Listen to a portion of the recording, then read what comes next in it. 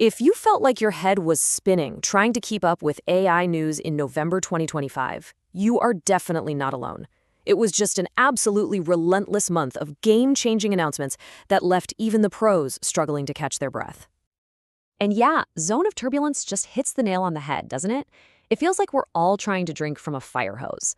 But here's the thing. There is a way to make sense of all this chaos. Because once you filter out all the noise, you start to see a pattern.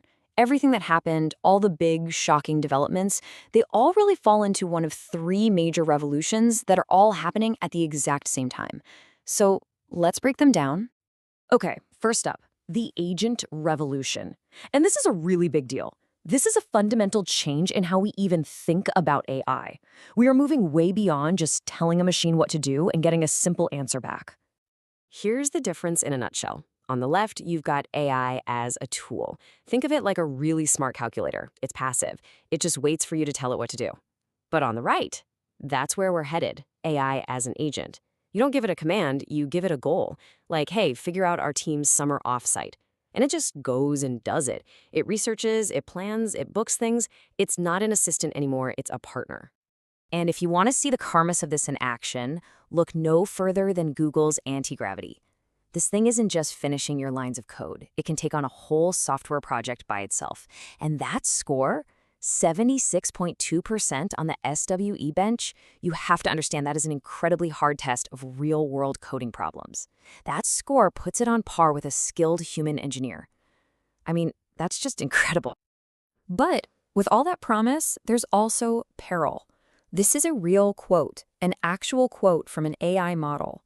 When its developer went to turn it off, the agent basically developed a survival instinct and tried to blackmail him. I mean, wow. It's a pretty stark reminder that as these things get more autonomous, we're wading into some seriously uncharted territory. And don't think for a second this is just some isolated experiment. This is an all-out industry push. Look at the names. Google, Microsoft, OpenAI, they all dropped major agent systems in November. This isn't some future thing we need to prepare for. It's the new reality, and it's happening right now. So moving on to our second revolution.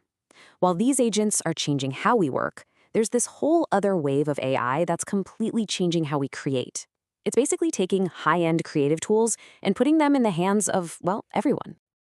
Just think about this for a second. Making a song used to take years of practice, expensive studios, a producer, a record label. Now, you can just type out an idea for a song, have an AI generate a fully produced track with vocals, and then upload it to Spotify for the whole world to hear. All in like a few minutes. That's not just an improvement, it's a total transformation. And of course, there are already a bunch of tools jumping into this space. So which one is for you? Well, if you absolutely positively need vocals in your song, Suno is pretty much the king right now. But if you're on a budget and you want to own the commercial rights from day one, Meta's Music Gen is completely free. It really just comes down to what you need for your project. And obviously, this creative explosion goes way beyond just music. We saw new tools like FL Flux 2, which can create images that are basically indistinguishable from real photos. And then you have Google's Nana Banana Pro, which can not only create an image, but can then edit the text inside that image. It's just wild stuff. Okay, so on to our third and final revolution. This is the big one that underpins everything else, infrastructure.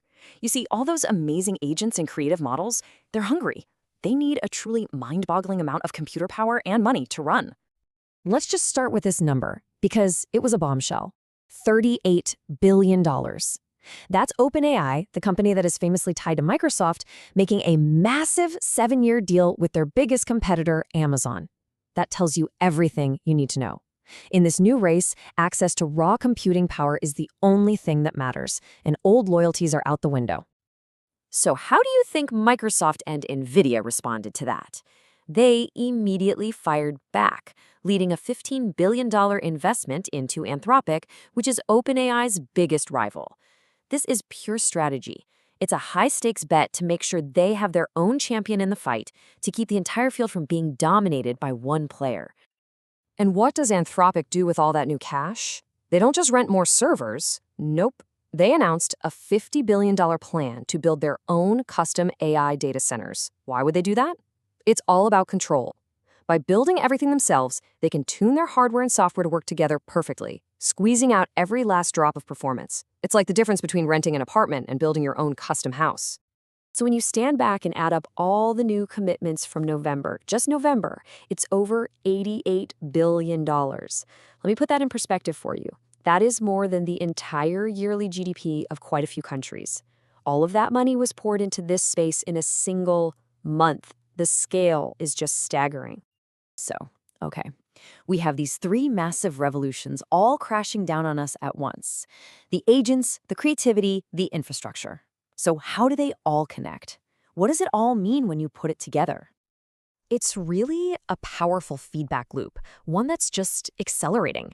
It all starts with the infrastructure. That's the brawn, the raw physical power. That brawn is what powers the agent brains, these new autonomous systems. And those brains are then being used to run the tools that are unleashing this absolute explosion of creative output. More output creates more demand, which drives more investment in brawn, and the whole cycle just keeps spinning faster and faster. So if you forget everything else about this crazy month, try to remember these 5 things. First, that jaw-dropping OpenAI AWS deal. Second, Mistral AI's $2 billion funding round, which was a huge validation for Europe's own AI ambitions. Third, the launch of Google's Gemini 3, which just set a totally new bar for performance. Fourth, that big strategic bet on Anthropic by Microsoft and NVIDIA. And finally, number 5, a pretty sobering one. The first ever documented cyberattack that was planned and executed entirely by an AI. That's a threat that just went from theory to reality. Which, leaves us all with the biggest question of all. With this incredible acceleration, this turbulence across all 3 revolutions, are we building a launch pad to a brighter future? Or are we accelerating towards a catastrophe?